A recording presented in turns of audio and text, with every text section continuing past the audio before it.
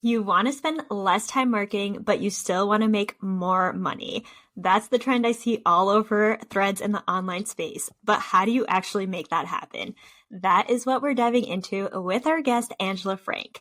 Angela is a growth marketing strategist helping brands do more with less when it comes to marketing.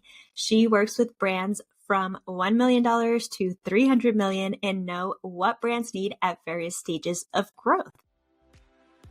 Welcome back to another episode of the Cozypreneur podcast. If this is your first time listening, Cozypreneur is all about helping you make money and work with the dreamiest of clients. So grab your beverage, get your cozy socks on, and let's dive in.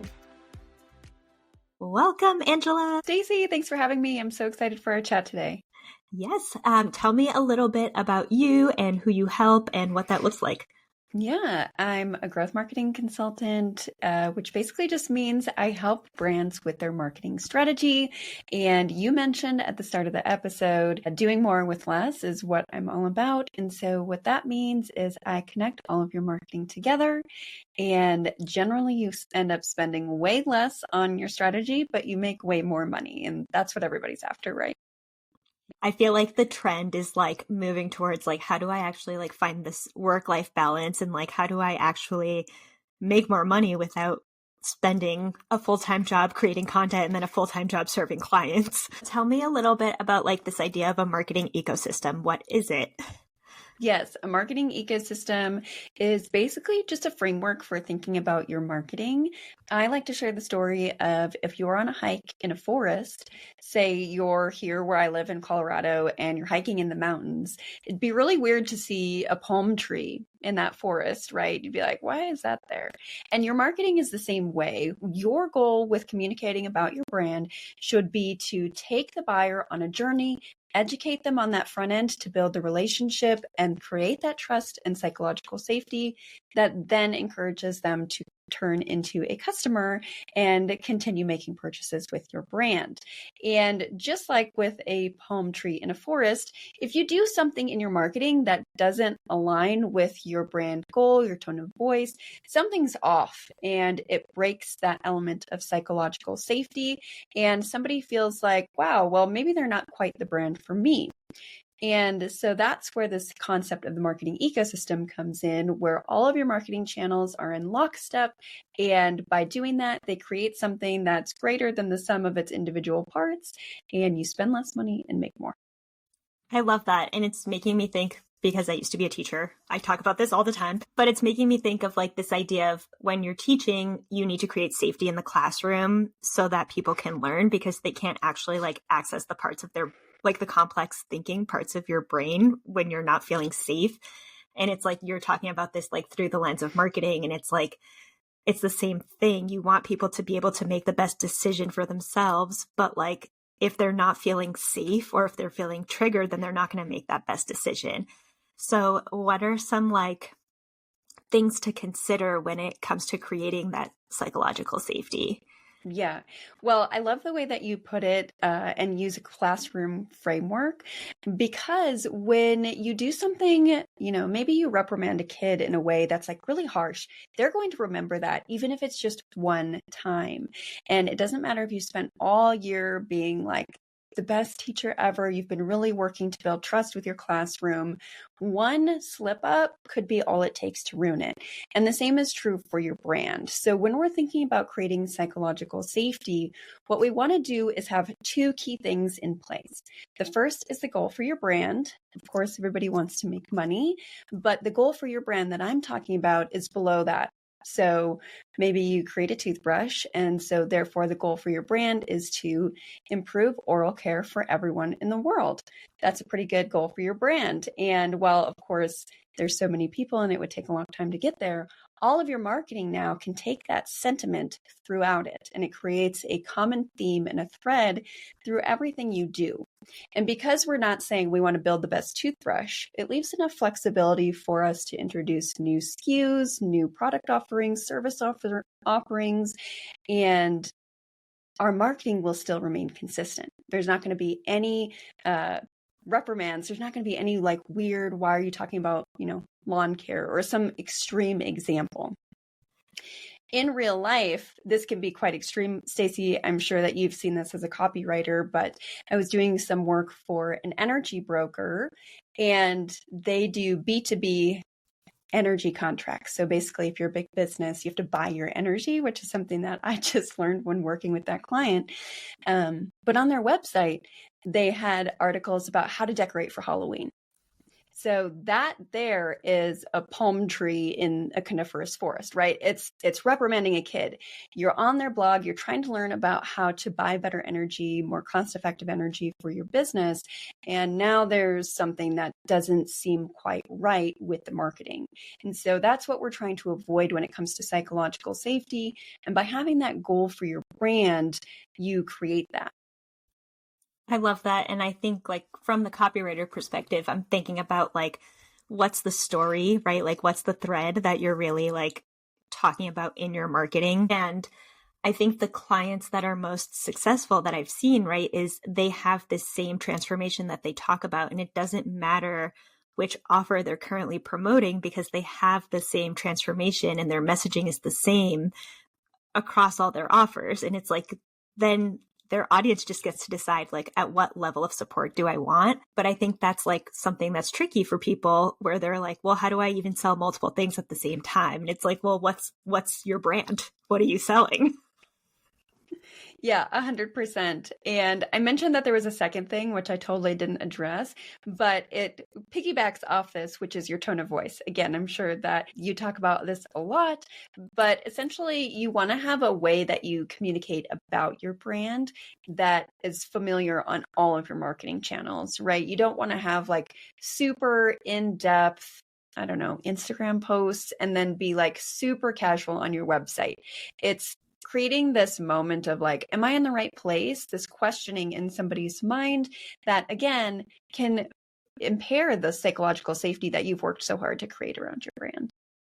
Yeah, it's, I love the example that you gave with like reprimanding a kid because it's like, if you're showing up every single day and then you do something really weird, like that's how you get canceled. So I'm curious, like, what would this look like at different stages of business? Because I know that some people listening are like in their first like 1 to 3 years of business. And then there are people who are listening who are probably a little bit further along. So how might this look different for different people? The difference is really the level of refinement. My core ethos is get started, but have a strategy behind what you're doing.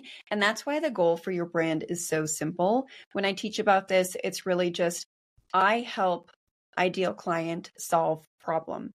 That can be your brand goal. And over time, the messaging, the tone of voice, those things that you're using, the different marketing channels and the tactics that you're using, those will continue to become stronger and stronger over time, which is also why I like an ecosystem approach. Because if you think about it as, these are the trees that I'm planting in my ecosystem, they're not going to be huge redwoods, right out of the gate that are hundreds of years old. You need to prune the trees, you need to select the best trees, and over time, everything will continue to flourish and become stronger and stronger. Oh, that's such a good analogy. And I think about that a lot where I'm like, oh, I'm planting seeds now that are going to come to fruition later. And I think that's something I struggled with at the beginning of my business a lot because I'm like, where's the money? What's happening? And so I think, yeah, that idea of like refinement and tweaking is something that I talk a lot to my clients about, like not starting over from scratch and just like using what you already have and, being smart about the way you're spending your time because you do have limited time. And, especially if you're not a marketer and then you have to also market your business. Yeah, 100%. And really just having a strategy behind what you're doing, I think is also so helpful for brands at any stage, because instead of throwing everything up on the wall and trying to see what'll stick, you'll say, okay, this is my goal. Generally, revenue is what you'll start with when it comes to creating a marketing strategy. And these are the channels we think are going to get us to that point. Here's why we think that. And here are the things that we're going to test to improve the performance of those channels. And really just trying to be cognizant about doing less better, I think is really key for brands of any stage. When it comes to like setting goals and thinking about like how you're going to measure the goals, what are some like simple things that people can get started on? Because I know that there are people listening who hate data and hate looking at data and get really stressed out by data. So what are some like simple places that they can kind of dig in? Yeah.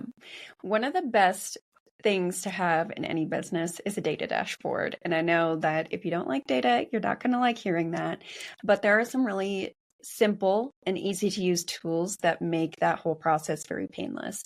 One of the tools that I love is called Agency Analytics. And you literally just connect your accounts like you would connect a social media schedule, or you just like log in basically, and then it'll auto-populate your dashboard. You don't need to do anything, and that'll get you most of the way. Over time, as you get more comfortable, you can change, maybe something isn't what you want to be looking at and you care about this other data point, you can add that in there. But at the very least, get a data dashboard up so you can see what's going on in your business as you're launching new things, as you're tweaking and improving things in your marketing. The second thing is making sure that you take a few deep breaths when you look at the dashboard and understand what channels play into each key performance indicator or KPI, and really understanding, the value that each of those have in your business, I think is the second point. So you don't have to get into your dashboard and feel really overwhelmed that like views are down because maybe sales are up. And so those nuances in your data will tell you where you can dig in for more improvement, and look at them as opportunities and not, oh my gosh, everything is on fire all at once. Like, it's really easy to get drugged down a data rabbit hole when really just getting a bird's eye view and understanding what's going on in your business will automatically help you create stronger marketing strategies. Yeah, it just gives you so much information about like, okay, like this is what's working and this is where I can tweak and start to refine. And it brings in that efficiency piece, right? Because you're like, okay, now I know exactly where I need to focus and what I need to focus on. I think like the other side of that is like when clients are looking for more money, they want to change everything. And it's like, well, pause. Like, hold on, what does the data say? And like being able to like make those decisions like from actual information instead of gut feelings. That's just like, that's huge in how you run your business. All right. Do you have any other tips or strategies or anything that you want to share with our listeners? I think my biggest tip is that it's okay to do less with your marketing at any stage of business. And in fact, that's probably going to be when you will finally unlock that next stage of growth. It's so easy to get overwhelmed with all of the different things going on in marketing and even all of the nuances within a channel. But if you just take a deep breath, take a step back, and focus on the areas of marketing that are driving meaningful impact, you'll get to your goals. I love that. And I think it's so hard. Like when I first started, I was like, I'm going to have a blog and I'm going to be on LinkedIn and Instagram. And I'm like, oh, wait, I can't keep up with all of those things. Like it's too much. And so it's much better to do like one or two things really well and slowly build up and slowly add in other channels than to try to do all of them at once, because then you also learn more. Like you also are able to like take the time and look at that data and see, and then you get to learn like the different nuances of the different channels and how they all work together and like how you can start to repurpose your content and stuff like that. Yeah, 100%. And I think that there's a period of time at the start of any business where, you might want to experiment some because you're new to marketing and you want to see, what do you like best? What do you find would have the greatest fit with your ideal client or ideal customer? But at a certain point, you need to decide where you are actually going to lean in all of the way, and you need to put those other ones on the back burner until you have more bandwidth, more team, more resource to be able to then reintroduce that to your channel mix. Yeah. And I think for people who are just starting, just like build your little community, like find your people, and talk to people. I feel like talking to people is like the most important thing that people forget. They're like, but I wrote the emails and I made the social media posts. I'm like, but did you have conversations? Absolutely. Okay. So you have a gift for our listeners. Do you want to tell us a little bit about it? So for those of you who are interested in implementing an ecosystem in your own business, I go through my entire step-by-step process in my book, Your Marketing Ecosystem, which I have a free digital copy of. You can go and download right now, yourbrandevolved.com/free book. Awesome. And we will link it in the show notes below. And where can people find you if they want to connect? The best place is on my podcast, The Growth Pod, which you can find growthpod.fm. Awesome. I have to add that to my list so I can listen to it. And then what is your favorite way to be cozy? Okay. I love putting on a fireplace ambiance on YouTube on my TV because I don't have a fireplace. Making a warm cup of tea and just curling up with a cat or a dog on my lap and reading a book. Oh, I love that. Pets are great for being cozy. Yes. I love it. Well, thank you so much for coming on and sharing so much great stuff. I know that you're going to have people's wheels turning with this episode. And if you're listening, thank you for listening. And until next time. That's a wrap on today's episode. If you enjoyed this episode, make sure to rate and leave a review on your preferred listening platform. If you haven't, make sure you subscribe for weekly episodes about how to make money and work with the dreamiest of clients without having to get dressed in the morning. Make sure to check out the show notes down below, and I'll see you in the next episode.